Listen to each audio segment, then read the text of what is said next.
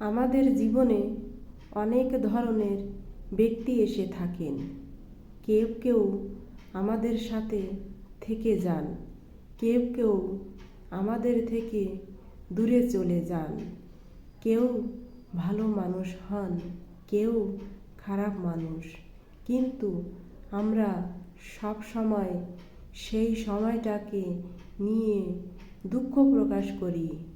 যখন আমাদের জীবনে কোনো খারাপ ব্যক্তি প্রবেশ করেন, তারা আমাদের খারাপ অনুভূতি দেন, দুঃখ দেন, কষ্ট দেন।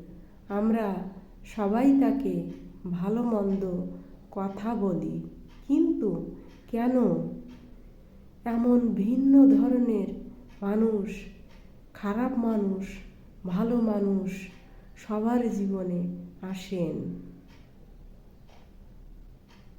এবং সকলেই একটা অমূল্য শিক্ষা দান করে যান।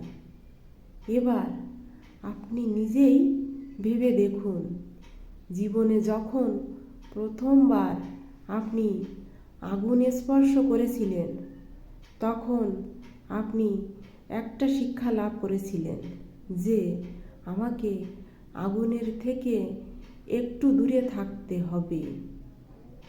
তারপর আস্তে আস্তে আপনি শিখলেন যে কিভাবে এই আগুনকে নিয়ন্ত্রণে রাখতে হবে।